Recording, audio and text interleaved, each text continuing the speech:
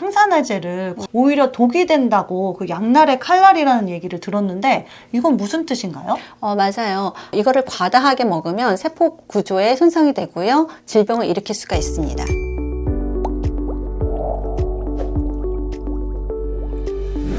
유리님들 안녕하세요. 안녕하세요. MC 스텔라입니다. 안녕하세요. 영양학 박사 클라라입니다. 오늘은 질병으로부터 우리 몸을 보호하고 그리고 노화를 늦추는 기적, 항산화에 대해서 얘기 나눠보려고 하는데요. 박사님, 오늘 항산화에 도움이 되는 영양제 어떤 걸 가져오셨나요? 제가 오늘 세 가지를 가지고 왔어요. 첫 번째는 알파 리포익 애시드, 그 다음에 여기 글루타치온, 그 다음에 마지막으로는 코큐텐을 가지고 왔습니다. 이 세 가지가 우리가 항산화 네트워크의 주요 세 가지 인자예요. 오, 항산화 네트워크요? 네, 예. 항산화 네트워크를 알려면 항산화부터 알아셔야 되는데 우리가 산화를 억제하는 겁니다. 우리가 숨을 쉬면 산소가 우리 몸에 들어와서 이로운 작용도 있지만 우리 몸에 안 좋은 것들도 있어요. 왜냐하면 활성산소가 만들어지기 때문이거든요. 활성산소는 산소에 전자가 더 붙어서 얘네들이 훨씬 더 반응성이 높아진 거예요. 항산화 네트워크에서는요, 이 활성산소를 중화하고 세포를 보호하고 산화 스트레스를 감소시키는 작용을 하는 겁니다.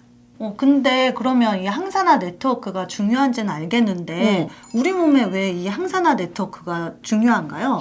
항산화 네트워크가 제대로 되지 않으면요, 우리의 해독작용도 잘 안 되고요, 세포가 손상되고 노화가 될 수 있고 여러 가지 심혈관 질환이 생길 수가 있어요.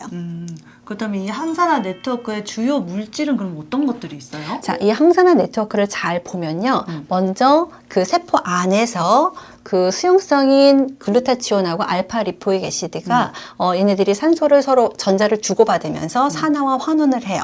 그런데 이제 산화가 되는 것들을 다시 재생시키고 이렇게 하는 건데 그것을 받는 것들이 이제 비타민 C가 되는 거죠. 그래서 비타민 C 같은 경우 프리 라디칼, 자유 라디칼들을 이제 또 그 제거를 해주는 작용을 해요. 그럼 여기서 자유 라디칼이라고 해주셨는데 자유 라디칼이 뭐 어떤 거예요? 자유 라디칼은 네. 우리가 어떤 분자에서 전자를 잃어버리거나 전달 한 개를 잃어버리거나 여러 개를 잃어버리는 상태를 말해요. 이렇게 되면 얘네들이 반응성이 너무 커져서 세포들을 막 공격하고 다니거든요. 그래서 세포 손상이 일어나는데 얘네들이 근데 그 안에 있으면 안 되잖아요. 그렇죠. 이거 빨리빨리 회복시켜줘야지. 그러니까 글루타치온과 그 다음에 이 알파 리포익 애시드를 그걸 도와주는 거예요. 자, 그러면 이제 비타민 C가 회복이 됐어요. 그러면 여기 또 코큐탄하고 같이 얘네들을 더 이제 세포막에서 열일을 하고 있는 비타민 E를 얘들 지금 막 이렇게 산화 환원 가지고 막 싸우고 있어요. 근데 얘네들을 더 재생을 시켜서 이게 한 단계, 두 단계, 세 단계, 네 단계 가면서 얘네들이 지쳤어. 재생시켜줄게, 지쳤어, 재생시켜줄게, 이런 식으로 넘어가는 거예요. 그래서 산화와 환원이 계속 일어나면서 우리가 그 산화로부터 우리 몸을 보호해주는 그 기능입니다. 이렇게 네트워크로 이루어졌기 때문에 우리가 조금의 그 여러 가지 항산화질이 있어도 효율적으로, 왜냐하면 하나가 떨어져도 자꾸 이쪽에서 재생시켜주잖아요. 그래서 아주 조그만의 양으로도 극대화를 시킬 수 있는 항산화 방어제의 역할을 하기 때문에 이게 좋은 것입니다. 지금 이제 박사님이 얘기해 주신 걸로 보면 어떻게 보면 이렇게 고리 이렇게 지어져 가지고 네. 좋아지고 시너지 효과가 나는 것 같은데 네, 예. 그럼 우리가 영양제를 먹을 때 뭐 어떻게 먹어야 그 네트워크의 효능이 더 이렇게 좋아지는 거예요? 우리가 먹을 때 먼저 알파 리포익 애시드하고 글루타치온은 지금 이 전체적인 네트워크를 다 활성화시켜주는 역할을 하기 때문에 얘네 둘을 먹는 게 중요해요. 근데 알파 리포익 애시드하고 글루타치온은 어떻게 먹냐 하면 아침에 식전에 30분에서 1시간 전에 얘네들을 드시는 거예요. 예. 그리고 이제 비타민 C는 우리가 언제든지 먹어도 상관은 없는데 이 코큐텐은 여러분 잘 아시다시피 이게 지용성이잖아요. 그래서 식후 드셔야 되겠죠. 근데 이게 하루에 3번 먹어야 되니까 아침, 점심, 저녁 밥 먹고 나서 드시는 걸로. 예, 그렇게 하고 과일이나 야채 같은 것들 많이 드시면 비타민 C, 비타민 E 같은 것들도 많이 들어올 수 있잖아요. 그래서 이렇게 한 가지로 5개의 항산화 인자가 있어서 네트워크가 잘 되는 거죠. 그러면 저는 아침에 공복에 유산균을 먹거든요. 그러면은 유산균이랑 얘네랑 같이 먹어도 되는 거예요? 괜찮습니다. 예. 알파 리포산하고 그 다음에 글루타치온하고 같이 유산균을 드셔도 돼요.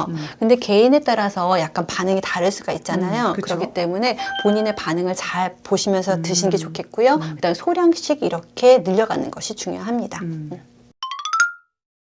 박사님, 근데 제가 얘기를 듣기로는 이 항산화제를 과하게 이렇게 많이 우리가 뭐 먹든지 뭐 이렇게 하게 되면 오히려 독이 된다고 그 양날의 칼날이라는 얘기를 들었는데 이건 무슨 뜻인가요? 맞아요. 항산화제는 우리 몸에서 세포를 손상하는 걸 막아주고 노화를 방지해주는 역할을 해서 우리 몸에 참 좋은데요. 이거를 과다하게 먹으면 세포 구조에 손상이 되고요. 질병을 일으킬 수가 있습니다. 예, 그래서 그 항산화제는 그 균형을 잘 맞춰서 먹어야 되지 너무 과량 섭취하면 도리어 독이 될 수 있어요.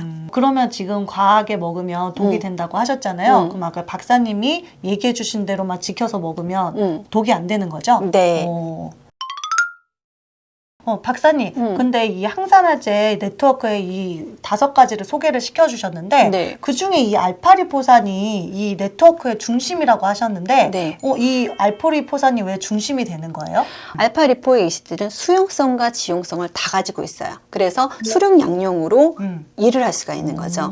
예. 그리고 얘네들의 기능이 다른 항산화제를 재생하고요. 에너지 대사에도 관여를 하고요. 독소를 해독하고 그다음에 신경세포를 보호해서 알파리포에이시드가 항산화 네트워크의 중심이 됩니다. 이렇게 좋은데 우리 캐나다에서는 사실 이거를 쉽게 구입을 할 수 있잖아요. 네, 그렇죠. 근데 한국에서는 이게 전문 의약품이어가지고 구입을 못 한다고 하던데요? 네, 이 알파 리포익 애시드가 우리 캐나다에서는 일반 의약품으로 우리가 언제나 구입할 수가 있잖아요. 네. 그런데 한국에서는 치옥타스이드라고 해서 우리가 전문 의약품으로 당뇨병성 신경염이나 다이어트 약으로 처방이 됩니다. 그래서 쉽게 구할 수가 없죠. 그러면 이 알포리포산이 당뇨와 다이어트에 왜 좋아요? 얘가 인슐린 민감성을 높여주고요. 지방산화를 促진해서 다이어트에 도움이 되죠. 박사님, 그럼 우리가 이 알파리포산을 보면 여기 뒤에 DL 뭐 알파리포산 뭐 이렇게 써 있는데 이 DL은 어떤 걸 의미하는 거예요? 예, 이게 분자 형태인데요. 이게 D해령은 R타입하고 S타입이 있어요. R타입은 활성형인 거고 S타입은 비활성인 건데 이것이 두 개가 합쳐져 들어있다라는 내용이에요.